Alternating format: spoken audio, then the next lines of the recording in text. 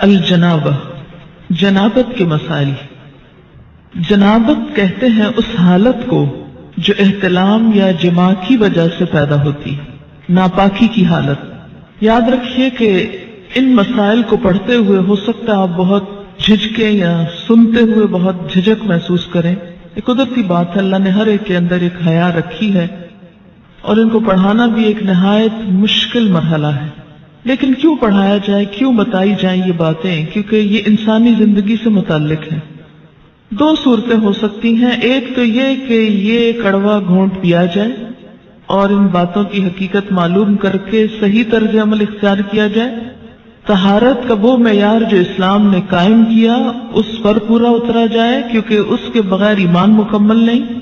اور دوسرا یہ کہ ان باتوں کو کھولا نہ جائے، وضاحت نہ کی جائے، بتایا نہ جائے اور شرم و حیا کا نام لے کر ان سب مسائل کو دبایا جائے۔ دو چار روز پہلے کسی نے مجھے بتایا ہائیلی کوالیفائڈ لڑکی کے بارے میں کہ اس نے سوال کیا کسی درس دینے والی سے، اور سوال اس بات کے بارے میں تھا کہ وضو کن کن چیزوں سے ٹوٹتا ہے۔ جب اس کو بتایا گیا تو وہ بڑی حیران ہوئی کہ کیا اس سے وضو ٹوٹ جاتا ہے، اور وہ حالت بالکل ایک نارمل حالت ہے جس کا وہ ذکر تھا۔ کہتی ہے کہ میں سر پکڑ کر رہ گئی کہ انجینئر تھی وہ بچی، اتنے سال پڑھنے کے باوجود کیا اس کو واقعی نہیں پتا، یقین نہیں آ رہا تھا کہ واقعی نہیں پتا کہ وضو کس کس چیز سے ٹوٹتا ہے۔ اب اگر کسی کو یہ پتہ ہی نہیں کہ وضو کس چیز سے ٹوٹتا ہے تو وہ پھر وضو کی حالت میں ہو یا بغیر وضو کے وہ عبادت کرتا چلا جائے۔ اچھا کیوں نہیں پتا؟ اس لیے کہ ہمارے اسلامیات کے کورسز بھی جتنے ہیں ان میں ایسے مسائل کا ذکر نہیں ہے، کیونکہ ایسے مسائل کو بے حیائی کا نام دے کر ذکر ہی نہیں کیا جاتا۔ ٹھیک ہے، ایسی باتیں مجلسوں میں کرنے کی نہیں اور عام طور پر بولنے کی نہیں یا سوچنے کی نہیں، لیکن انسان کی زندگی کا ایک حصہ ہے۔ بالکل ایسے ہی جیسے ایک گھر میں آپ واش روم بناتے ہیں، ٹوائلٹ بناتے ہیں، تو وہ ایک ناپسندیدہ حصہ ہے لیکن ضرورت ہے نا، اس کے بغیر گزارا نہیں۔ تو اب اگر کوئی شخص بہت خوبصورت گھر بنائے اور وہ اس بات پہ فخر کرے کہ میں نے اس میں ٹوائلٹ نہیں بنائی اس لیے کہ وہ بہت گندی جگہ ہوتی ہے اور میں تو بالکل ناپسند کرتا ہوں کہ کوئی گندی جگہ میرے گھر میں ہو، اور اس کا تو ذکر کرنا ہی ناپسندیدہ ہے، اس لیے میں نے اپنے نقشے سے اس کو نکال دیا، تو ایسا بھلا کس طرح ہو سکتا ہے؟ بالکل اسی طرح جو لوگ ان باتوں کو دین کا حصہ نہیں، دین کے نقشے سے غائب کیے ہوئے ہیں اور پھر سمجھتے ہیں کہ وہ سب ٹھیک کر رہے ہیں، تو یہ درست نہیں۔ ایک اور بات یہ کہ خاتون ہوتے ہوئے ایسی بات کرنا اور پھر اس کو پبلکلی کرنا ایک اور بڑی مشکل ہے۔ تو اس میں بھی ہمارے سامنے ایک رہنمائی موجود ہے۔ حضرت عائشہ رضی اللہ تعالیٰ عنہ اور عام طور پر ازواج مطہرات نے اس طرح کے مسائل جو ہیں وہ پبلکلی بتائے ہیں، سیکریفائس کیا ہے تاکہ دوسرے لوگوں کو ایک رہنمائی ملے۔ ہمارے ہاں مشکل یہ ہے کہ اسلام کے ساتھ تقدس کا ایک ایسا، یعنی انبیاء علیہ السلام ہو یا ان کی ازدواجی اور ذاتی زندگی، ان سب کو ہم نے تقدس کے ایسے آئینے میں دیکھا ہے کہ جس میں ان کا انسان ہونا نقشے سے نکال دیا گیا، جبکہ ان کی ساری نیکی، تقوی اور پاکیزگی میں خوبصورت بات یہ کہ وہ انسان تھے اور ہم جیسے ہی تھے انسان ہونے کے ناطے، انسانی ضروریات ہم جیسی تھی، کھانا پینا اور باقی خواہشات وغیرہ۔ لیکن ان کی بڑائی کیوں ہے کہ انہوں نے ان تمام چیزوں کے بارے میں اللہ تعالی کی مرضی کو مکمل طور پر اپنایا۔ ہماری خیر و بھلائی بھی اسی میں ہے کہ ان معاملات میں بھی اللہ اور اس کے رسول صلی اللہ علیہ وسلم کی طرف سے آئی ہوئی رہنمائی کو ہم پوری طرح اپنائیں، تاکہ شرع صدر کے ساتھ، یکسوئی کے ساتھ عبادات ہو سکیں۔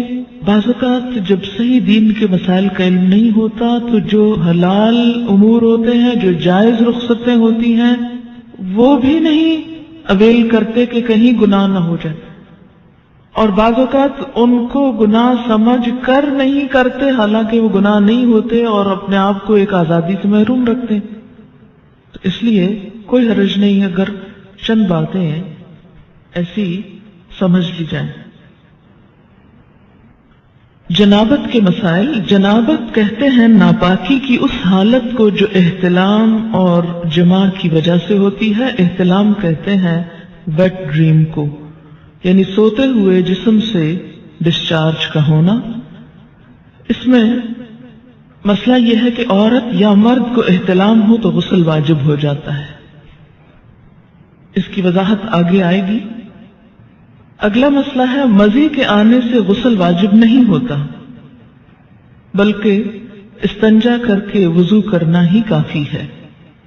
عن علی رضی اللہ عنہ قال كنت رجلا مذاء فكنت استحي ان اسأل النبي صلی اللہ علیہ وسلم لمكان ابنته فامرت المقداد بن الاسود رضی اللہ عنہ فسأله فقال یغسل ذکرہ ویتوضأ، رواہ مسلم۔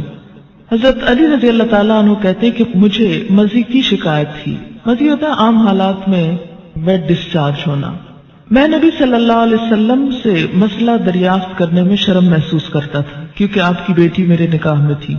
میں نے حضرت مقداد بن اسود رضی اللہ تعالیٰ عنہ سے درخواست کی کہ وہ رسول اللہ صلی اللہ علیہ وسلم سے مسئلہ دریافت کریں۔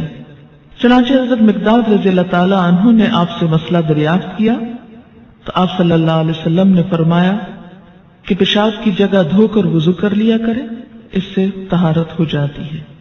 یعنی عام ویٹ ڈسچارج جو ہے اس سے ناپاکی یا جنابت نہیں ہوتی، اس میں نہانا ضروری نہیں ہوتا۔ بیوی سے تعلق کرنے سے پہلے یہ دعا مانگنی چاہیے، یعنی جسمانی تعلق مراد ہے۔ عن ابن عباس رضی اللہ عنہما قال قال رسول اللہ صلی اللہ علیہ وسلم لو ان احدکم اذا اراد ان یأتی اہلہ قال بسم اللہ اللہم جنبنا الشیطان وجنب الشیطان ما رزقتنا فإنه إن يقدر بينهما ولد في ذلك لم يضره شيطان أبدا، متفق علیہ۔ حضرت عبداللہ بن عباس رضی اللہ عنہما سے روایت ہے کہ رسول اللہ صلی اللہ علیہ وسلم نے فرمایا جب کوئی آدمی اپنی بیوی سے جسمانی تعلق، فزیکل ریلیشن، سیکشل انٹرکورس کا ارادہ کرے تو اسے یہ دعا مانگنی چاہیے، ہم اللہ کے نام سے مدد چاہتے ہیں، یا اللہ ہمیں شیطان سے محفوظ رکھ، کیونکہ شیطان ایسے مواقع پر انسان پہ زیادہ حملہ آور ہوتا ہے، اور ہماری اس اولاد کو بھی شیطان سے محفوظ رکھ جو تو ہمیں عطا فرمائے۔ یہ دعا پڑھنے کے بعد والدین کو اللہ تعالیٰ جو اولاد دے گا وہ شیطان کے شر سے ہمیشہ محفوظ رہے گی۔ اسے بخاری اور مسلم نے روایت کیا ہے۔ دوبارہ فزیکل ریلیشن سے قبل وضو کرنا مستحب ہے۔ مستحب کا مطلب پسندیدہ ہے، فرض نہیں ہے۔ عن ابی سعید الخدری رضی اللہ عنہ قال قال رسول اللہ صلی اللہ علیہ وسلم اذا اتى احدكم اهله ثم اراد ان يعود فليتوضا، رواہ مسلم۔ حضرت ابو سعید خدری رضی اللہ تعالیٰ عنہ کہتے ہیں کہ رسول اللہ صلی اللہ علیہ وسلم نے فرمایا جب کوئی آدمی اپنی بیوی سے تعلق قائم کرے پھر دوبارہ کرنا چاہے تو پہلے وضو کرے، یعنی ایک دفعہ کے تعلق کے بعد ضروری نہیں کہ نہایا جائے، اگر اس کے کچھ عرصے بعد دوبارہ تعلق کی ضرورت ہو، مثلا یعنی ایک رات ہو سکتی ہے۔ اس کا مطلب یہ ہے کہ نہانا ضروری ہے کس کے لیے؟ نماز کے لیے، عبادت کے لیے، قرآن پڑھنے کے لیے۔ لیکن اگر انسان ناپاکی کی حالت میں ہے ابھی اور دوبارہ ایک شخص بیوی کے ساتھ تعلق قائم کرنا چاہتا ہے تو ضروری نہیں کہ نہانے کے بعد پھر کرے۔ دوبارہ تعلق میں کوئی چیز مانے نہیں، ہاں بہتر ہے وضو کر لے۔ مستحب کا مطلب کیا؟ بہتر ہے وضو کر لے، اور وضو یہاں ایک طرح سے فریشنس پیدا کرتا ہے انسان کے اندر۔ لیکن اگر کوئی وضو بھی نہیں کرتا، یعنی یہ ایسا وضو نہیں جیسے نماز کے لیے وضو کرنا ضروری ہے کہ اس کے بغیر نماز نہیں ہوگی، تو اگر دوبارہ تعلق میں وضو نہیں کیا تو اس کا یہ مطلب نہیں کہ گناہ کا کام کر رہا ہے۔ مستحب کا مطلب کیا ہے؟ پسندیدہ ہے، اچھی بات ہے، لیکن اگر کوئی نہیں کر سکتا تو کوئی گناہ نہیں۔ غسل جنابت میں پہلے دونوں ہاتھ دھونے چاہیے، پھر برتن میں ہاتھ ڈالنے چاہیے۔ جنبی جس پانی میں ہاتھ ڈال دے وہ پانی ناپاک نہیں ہوتا.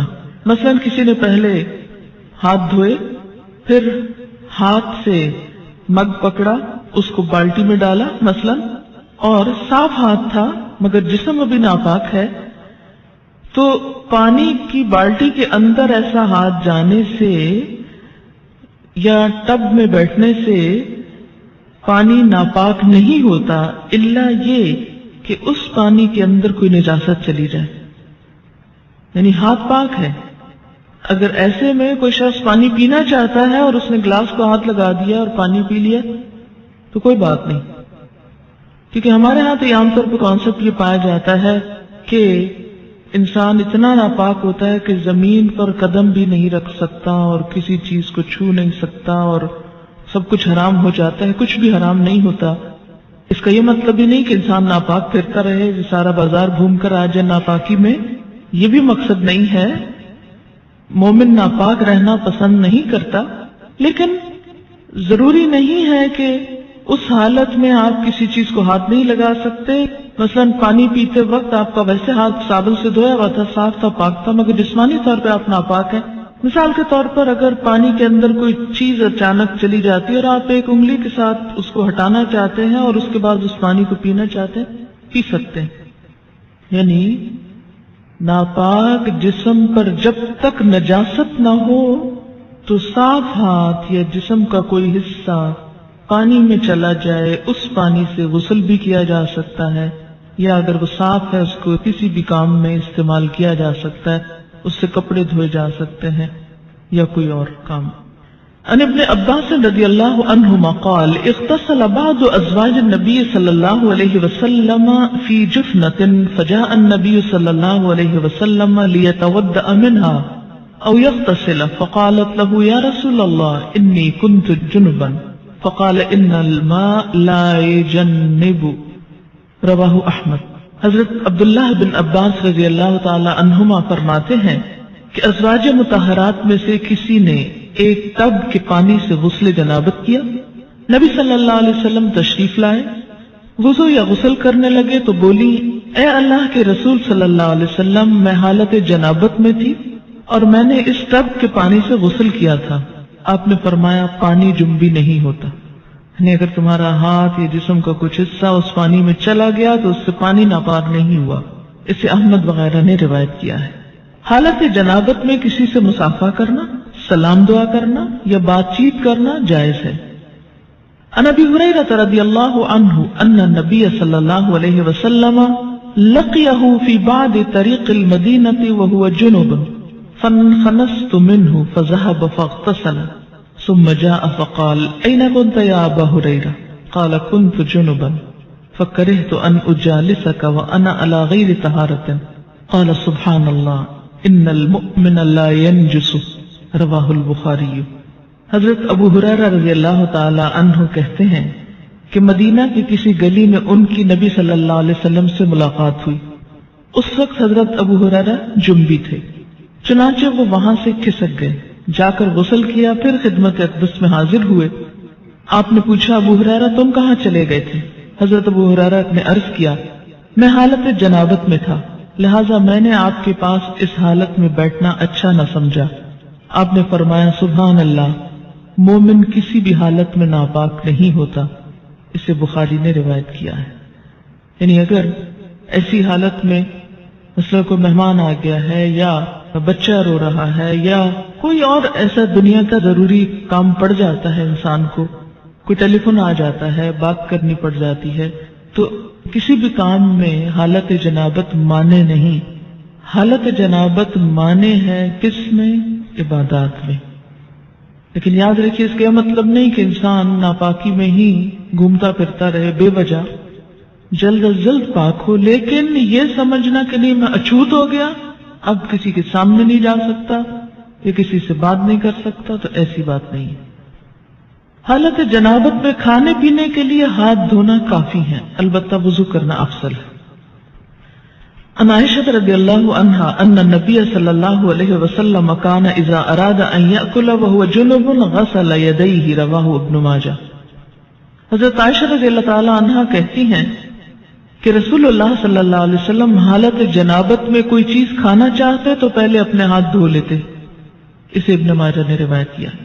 یعنی حالت جنابت میں کھا سکتے ہیں، اور خاص طور پر جیسے رمضان کا مہینہ ہے، یعنی رمضان میں اگر کوئی شخص حالت جنابت میں اٹھتا ہے، سحری کا وقت ہے، سحری کھا سکتا ہے اور کھانے کے بعد نماز سے پہلے نہا سکتا ہے. یعنی حالت جنابت میں اگر روزے کا کچھ حصہ شامل ہو گیا صبح کے وقت کو کوئی حرج نہیں، اللہ یہ کہ نماز تو نہیں چھوڑی جا سکتی، وہ تو پڑھی جائے گی. کتنی دیر لگے گی؟ آدھا گھنٹہ، گھنٹہ، کیونکہ اس کے بعد تو سورج بھی نکل آئے گا اگر نہیں نہائے تو نماز جائے گی. تو ایسا روزہ کیا روزہ جس میں نماز ہی نہ پڑھی گئی. ان عائشہ رضی اللہ عنہا قالت کان رسول اللہ صلی اللہ علیہ وسلم اذا کان جنبا فاراد ان یاکل او ینام تودع وضوءه للصلاة رواہ مسلم. حضرت عائشہ رضی اللہ تعالی عنہا فرماتی ہیں کہ رسول اللہ صلی اللہ علیہ وسلم حالت جنابت میں کھانا یا سونا چاہتے تو پہلے نماز کی طرف وضو کر لیتے. اسے مسلم نے روایت کیا. اور یہ وضو فرض میں نہیں ہے، واجب میں نہیں ہے، یہ مستحب میں ہے. یعنی ایک اچھی فیلنگ کے لیے نہانے میں ٹائم لگتا ہے تو کوئی بھی کام کرنے سے پہلے وضو کر لیا جائے. جنبی مسجد سے گزر سکتا ہے لیکن ٹھہر نہیں سکتا. حالت جنابت میں اگر کسی کو مسجد سے گزرنا پڑ رہا ہے، مثلاً اس کا گھر ہے مسجد کے اوپر اور رستہ ایسا ہے کہ صحن سے گزر کے اوپر چڑھتا ہے، تو ایسی صورت میں گزرنا جائز ہے، لیکن وہاں بیٹھ جانا یا دن گزارنا یہ درست نہیں. ان جابر رضی اللہ عنہ قال کان احدنا یمر فی المسجد جنبا مجتازا رواہ سعید بن منصور. حضرت جابر رضی اللہ تعالیٰ عنہ فرماتے ہیں کہ ہم حالت جنابت میں مسجد سے گزر جایا کرتے تھے. اسے سعید بن منصور نے روایت کیا ہے. حالت جنابت میں زبانی اللہ کا ذکر کرنا جائز ہے.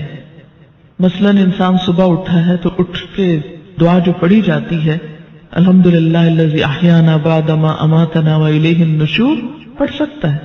اسی طرح اگر صبح شام کی دعائیں پڑھ رہا ہے تو پڑھ سکتا ہے، یا استغفار کرنا چاہتا ہے تو کر سکتا ہے. رات کو سوتے میں کوئی خواب برا آ گیا تو وہ دعا پڑھ سکتا ہے، یا نیند نہیں آ رہی تو کچھ ذکر کرنا چاہتا ہے اور لیکن ہے حالت جنابت میں تو کوئی رکاوٹ نہیں، زبانی اللہ کا ذکر کر سکتا ہے. یا اسی طرح جیسے سوتے وقت آیت الکرسی پڑھی جاتی، سونے کے آداب آپ نے پڑھے ہوں گے کہ دائیں طرف کروٹ لے کر ہاتھ گال کے نیچے رکھ کے آیت الکرسی پڑھ کے چاروں طرف پھونک مار دی جائے. اب اگر حالت جنابت میں انسان تو کیا آیت الکرسی نہیں پڑھے گا؟ پڑھے گا، کوئی حرج نہیں. ان عائشہ رضی اللہ عنہا قالت کان النبی صلی اللہ علیہ وسلم یذکر اللہ علی کل احیانہ رواہ مسلم. حضرت عائشہ رضی اللہ تعالی عنہا فرماتی ہیں کہ نبی اکرم صلی اللہ علیہ وسلم ہر حالت میں اللہ کا ذکر کیا کرتے تھے. اسے مسلم نے روایت کیا ہے. جنبی کو قرآن پاک پڑھنا یا پڑھانا منع ہے. یعنی یہ نہیں کہ آپ حالت جنابت میں ہیں اور آپ کہیں جی کھانے کی اجازت ہے، پکانے کی اجازت ہے، سلام دعا کی اجازت ہے، چلو تلاوت شروع کر دیتے ہیں یا تعلیم شروع کر دیتے ہیں. نہیں، اس کی اجازت نہیں ہے. پاک آدمی وضو کے بغیر قرآن مجید پڑھ سکتا ہے. یعنی وضو نہیں ہے لیکن ویسے قرآن کی تلاوت آپ کر رہے ہیں تو ٹیکسٹ کو ہاتھ نہیں لگائیے اور پڑھتے جائیے. کیونکہ بعض لوگوں کو ایسی بیماری بھی ہوتی ہے کہ ان کا وضو زیادہ دیر تک باقی نہیں رہتا.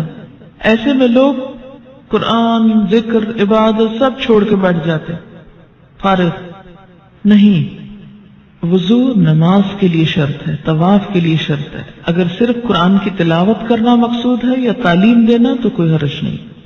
ان علی رضی اللہ عنہ قال کان النبی صلی اللہ علیہ وسلم یقرئنا القرآن علی کل حال ما لم یکن جنبا رواہ الترمذی.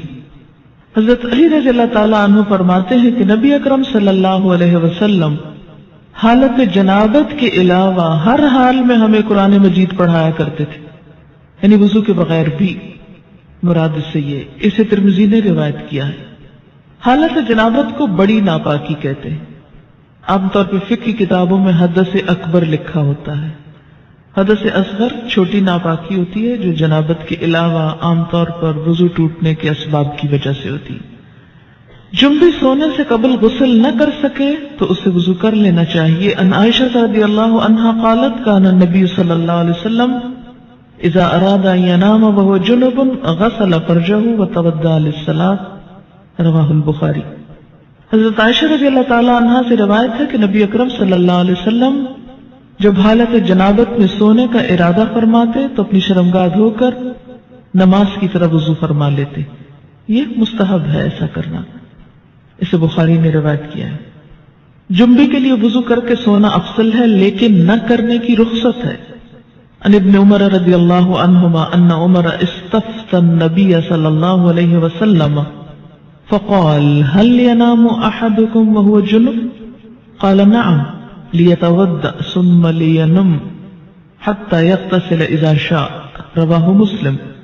حضرت عبداللہ بن عمر رضی اللہ تعالی عنہما سے روایت ہے کہ حضرت عمر رضی اللہ تعالی عنہ نے نبی اکرم صلی اللہ علیہ وسلم سے مسئلہ پوچھا، کیا جنبی غسل کیے بغیر سو سکتا ہے؟ آپ نے ارشاد فرمایا، ہاں، وضو کر لے اور سو جائے، پھر جب چاہے اٹھ کر غسل کر لے۔ اسے مسلم نے روایت کیا ہے۔ عن عائشہ رضی اللہ عنہا قالت کان رسول اللہ صلی اللہ علیہ وسلم یجنب ثم ینام ولا یمس ماء حتى يقوم بعد ذلك فیغتسل، رواہ ابن ماجہ۔ حضرت عائشہ رضی اللہ تعالی عنہا فرماتی ہیں کہ رسول اللہ صلی اللہ علیہ وسلم حالت جنابت میں پانی کو ہاتھ لگائے بغیر سو جاتے، یعنی یہ بات بھی ملتی ہے جہاں وضو کر کے سوتے وہاں یہ بھی کہ بسا اوقات وضو بھی نہیں کرتے تھے اور سو جاتے، پھر اٹھ کر غسل فرماتے۔ اسے ابن ماجہ نے روایت۔ اٹ ڈیپینڈس کہ انسان کی طبیعت کیسی ہے، موسم کیسا ہے، پانی کی اویلیبلٹی کتنی ہے۔ اگر ہو سکے تو بہت اچھا ہے، لیکن نہیں تو گناہ نہیں۔ غسل جنابت میں پہلے دونوں ہاتھ دھونے چاہیے، پھر طہارت حاصل کر کے وضو کرنا چاہیے۔ جنابت مدت مسح ختم کر دیتی، یعنی حالت جنابت میں پھر آپ کا مسح نہیں رہتا جناب کے اوپر۔ غسل جنابت کے لیے پانی میسر نہ ہو تو غسل کی نیت سے کیا گیا تیمم ہی غسل جنابت کا کام دیتا ہے۔ اس کی وضاحت آگے آ جائے گی۔ سوال ہے، کیا حالت جنابت میں بچے کو دودھ پلا سکتے ہیں؟ جی ہاں، پلا سکتے ہیں، لیکن افضل ہے کوشش کریں کہ اس کے بغیر پلائیں، اور آپ نیت کر لیں تو ہو بھی جائے گا۔ لیکن بسا اوقات ایسا ہوتا ہے کہ کوئی سرونٹ نہیں، کوئی ہیلپر نہیں، بچے اوپر تلے ہیں، ایک ایک دو دو ساتھ ساتھ، تو پھر اس میں بہت سی ایسی چیزیں انسان چاہنے کے باوجود کر نہیں سکتا، تو دودھ ناپاک نہیں ہوتا۔ صرف یہ ہے کہ کیفیت کا فرق ہے۔ نہانے کے بعد جو انسان کی کیفیت ہوتی ہے اس میں ایک اطمینان اور سکون کی کیفیت ہوتی ہے۔ جتنی ماں پرسکون ہوگی اور اس حالت میں بچے کو دودھ پلائے گی اتنا ہی بچے پہ اچھا اثر ہوگا۔ سنا ہے، کہا جاتا ہے کہ بعض مائیں وضو کے بغیر بھی نہیں پلاتی تھیں، لیکن آج کے دور میں تو اگر کوئی حالت جنابت کے بغیر ہی پلا لے تو بھی بڑی بات ہے۔ حالت جنابت یا ناپاکی کی حالت میں کسی مسجد کو وزٹ کرنے کے لیے جایا جا سکتے؟ مثلا اگر آپ ایز اے ٹورسٹ گئے ہیں ترکی اور طرح طرح کی مسجدیں دیکھ رہے ہیں ایک کے بعد ایک، اور اس میں آپ پیریڈز کی حالت میں ہیں، تو گزرنے کی حد تک گزرتے ہوئے دیکھ لیں، کوئی حرج نہیں، لیکن بیٹھے نہیں، وہاں زیادہ دیر رکے نہیں۔ جیسے گزرنے کی بات آئی نا، تو ٹورسٹ کے اس حالت میں بھی کیا ہوتا ہے کہ مثلا آپ گزر رہے ہیں ادھر سے ادھر، اور بالکل عین مصلی کے قریب نہ جائیں، دور دور سے سارا آگے پیچھے دیکھ لیں، کیونکہ ایسے مواقع بھی بعض اوقات نہیں ملتے۔ اس لیے کہ ناپاکی کی حالت میں ایک پاک جگہ پر بیٹھ کر وہ اس کی ایک کیفیت میں فرق آتا ہے۔ حالت جنابت میں اگر غسل سے پہلے کوئی آ جائے اور انسان صاف کپڑے پہن لے تو غسل کے بعد دوبارہ وہی کپڑے پہن سکتے ہیں، یا وہ کپڑے ناپاک ہو جاتے ہیں اور کوئی اور کپڑے پہننا ہوتے ہیں؟ نہیں، جب تک کسی کپڑے کو کوئی نجاست لگی ہوئی نظر نہ آئے یا محسوس نہ ہو اس وقت تک وہ کپڑے پاک ہوتے ہیں اور ان کو دوبارہ نہا کر پہن سکتے ہیں۔ ہم نے آج تک ایسے مسائل کا ذکر اپنے گھروں اسکولوں میں کبھی نہیں سنا، اس لیے آج یہ پڑھتے ہوئے بہت مشکل پیش آ رہی ہے۔ اب آپ پڑھاتی ہیں تو بہت سی ٹرمز ایسی ہیں جو کبھی سنی ہی نہیں یا سمجھ ہی نہیں آ رہی. مثلاً احتلام کیا ہوتا ہے؟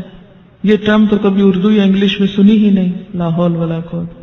تو کبھی اردو یا انگلش میں اس طرح مزید ویٹ ڈسچارج کیا ہوتا ہے؟ میں ان میرڈ ہوں، شاید اس لیے بھی چیزیں مجھے سمجھ میں نہیں آ رہی. نہیں، مزید اور احتلام کا تعلق میرڈ یا ان میرڈ ہونے سے نہیں ہے. احتلام ہوتا ہے نیند کی حالت میں کوئی ایسا خواب انسان دیکھے کہ جس کے بعد وہ کافی مقدار میں ویٹ ڈسچارج اپنے جسم پر پائے اور ایسا گمان ہو جیسے خدا نخواستہ سوتے ہوئے پیشاب نکل گیا ہے جسم سے. ٹھیک ہے، خواب یاد ہو یا نہ ہو. جیسے لیکوریا کا ڈسچارج تو خواتین کو عام طور پر معلوم ہی ہے کہ کس طرح ہوتا ہے. جیسے لیکوریا کا ڈسچارج ہوتا ہے ایسے ہی اس سے ذرا زیادہ مقدار میں ڈسچارج جو ہے وہ محسوس ہو سوتے وقت، وہ احتلام ہوتا ہے. یعنی احتلام کا تعلق سونے سے ہوتا ہے، نیند سے. ایک صحابیہ ہیں، وہ حضور صلی اللہ علیہ وسلم کے پاس یہی مسئلہ لے کر آئے. کہنے لگی اللہ کے رسول صلی اللہ علیہ وسلم، کیا عورتوں کو بھی احتلام ہو سکتا ہے؟ یعنی عموماً یہ مردوں کو ہوتا ہے لیکن کیا عورتوں کو بھی ہو سکتا ہے؟ تو اس پر آپ نے فرمایا کہ ہاں ہو سکتا ہے، کیونکہ بچہ عورت کے مشابہ بھی تو ہوتا ہے، عورت سے بھی تو بچے کی شباہت ہوتی ہے. ٹھیک ہے، تو سیکشل انٹرکورس کے بغیر اگر نیند کی حالت میں کوئی خواب دیکھنے یا نہ دیکھنے پر ایسا پانی انسان دیکھے کہ جو زیادہ مقدار میں ہو، عام نارمل روٹین میں جیسے لیکوریا وغیرہ تھوڑا بہت سپاٹنگ ہو گئی، وہ نہیں، زیادہ مقدار میں، اس کو احتلام کہتے ہیں. اس سے انسان ناپاک ہو جاتا ہے. اور بعض اوقات ہو سکتا ہے کہ کسی خاتون کو کبھی بھی ایسی کیفیت نہ ہوئی ہو. بسا اوقات جسمانی کیفیت، آب و ہوا، کئی چیزیں انسان کے مزاج میں اثر ڈالتی ہیں، تو بعض لوگوں کو ایسی تکلیف ہو سکتی ہے. اگر کسی کے ساتھ ایسا نہیں ہوا تو پریشان نہ ہو کہ میں تو شاید اب نارمل انسان ہوں. نہیں، اٹ ڈپینڈس. اور اگر کسی کے ساتھ ایسی کوئی کیفیت ہو جائے تو وہ یہ نہ سمجھے کہ میں کوئی بہت برا انسان ہوں. ایکچولی ہوتا یہ کہ ہمارا بیہیویئر کیا ہے اور ہم ان چیزوں کو کس انداز سے پیش کر رہے ہیں. اگر آپ اس کو فطری چیز سمجھے تو آپ کو کچھ بھی اس میں نہیں فیل ہوگا. پھر مثلا ایک میڈیکل کا اسٹوڈنٹ جو ہے وہ جب ڈائسیکشن شروع کرتا ہے، ٹھیک ہے، اس سے شروع میں بہت گھبراہٹ اور بہت پریشانی ہوتی، لیکن ایک ایک پارٹ، اور آپ دیکھیں کہ جو ہماری بچیاں کو ایجوکیشن میں پڑھتی ہیں وہاں تو عورت مرد سب مل کر ایک کام کر رہے ہوتے ہیں، اور وہاں تو کبھی کسی نے کہا کہ یہ بہت غلط کام کر رہے ہو آپ. اور میں سمجھتی ہوں کہ ایسی چیزیں مردوں اور عورتوں کو مل کے نہیں کرنی چاہیے، لیکن اگر دین کے لیے یہی بات کرنی پڑ جائے تو ہم کہتے ہیں ہمارے دین میں ایسی بے حیائی کی باتیں. یعنی میڈیکل کے بکس میں سب لکھا ہوا ہے اور سب جائز ہے اور وہ بھی انسان پڑھتے ہیں، لیکن دین کی کسی کتاب میں ایسی کوئی بات لکھی ہوئی تو یہ بالکل درست نہیں. اور یہ کیسا دین ہے؟ یہ ہمارا ایک بہت نیگیٹو ایٹیچیوڈ ہے معاشرے کے اندر دین کے معاملات میں، جو کہ درست نہیں، اور اس کی وجہ سے کئی بیماریاں پھر پیدا ہوتی ہیں، عبادت میں خلل ہوتا ہے. ماں ہونے کی حیثیت سے نہ صرف یہ کہ بیٹی، بلکہ اگر بیٹوں کو بھی کوئی اور بتانے والا نہیں تو بہت آرام کے ساتھ آپ ان کو نارمل وے میں بتا سکتے ہیں، کوئی حرج نہیں. جی ہاں، ہمارے ہاں عموماً یہ ہوتا ہے اسکولوں میں جیسے سیکس ایجوکیشن ہوتی ہے، اور بعض اوقات اتنے بھونڈے طریقے سے ہوتی ہے کہ وہ اس کے فائدے کی بجائے کئی نقصان ہوتے ہیں. تو اٹ ڈیپینڈس کہ آپ ایک مسئلے کو، ایک پرابلم کو یا ایک چیز کو کس طرح ایکسپلین کرتے ہیں. ٹھیک ہے نا؟ تو خود اپنے اندر پہلے کانفیڈنس پیدا کریں کہ آپ کی نیت کیا ہے ایک بات کرنے کی، کیوں سکھانا چاہتے، کیوں سمجھانا چاہتے ہیں. یہ نہیں کہ آپ خود ساتھ ہنسنا شروع کر دیں اور شرمانا شروع کر دیں اور سب کو ہنسانا شروع کر دیں. یہ ہنسنے کی باتیں مجھے سمجھ میں نہیں آتی. ان باتوں میں سے ہنسنے کی کون سی بات ہے؟ کسی مومن کا یہ مزاج ہی نہیں ہو سکتا کہ وہ ایسی باتوں میں نمبر ایک دلچسپی لے، یا ایسی باتیں مجلسوں میں عام طور پر بلا ضرورت ڈسکس کی جائیں، یا ان کے نام زبان پر لائے جائیں. نہیں ہونا چاہیے، لیکن علم کی حد تک عمل کے لیے ان کا ذکر بھی ضروری ہے، کیونکہ یہ انسانی زندگی سے متعلق چیزیں. مزید عام طور پر لفظ جو ہے یہ ویٹ ڈسچارج جیسے لیکوریا ہوتا ہے ایسے ہی ہوتا ہے، لیکن یہ جاگتے ہوئے ہوتا ہے، یہ نیند کی حالت میں نہیں، یہ جاگنے کی حالت میں ہوتا ہے.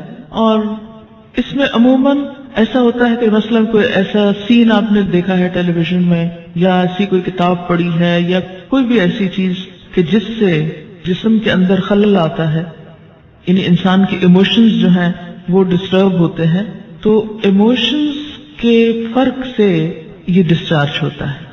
یعنی لیکوریا جو ہوتا ہے بغیر ایموشنز کے ہوتا ہے، لیکن یہ ایموشنل کیفیت کے ساتھ ہوتا ہے. ایموشنل کیفیت کے ساتھ جو ویٹ ڈسچارج ہوتا ہے، اس سے استنجا بھی لازم ہے اور وضو بھی لازم ہے، لیکن نہانا لازم نہیں.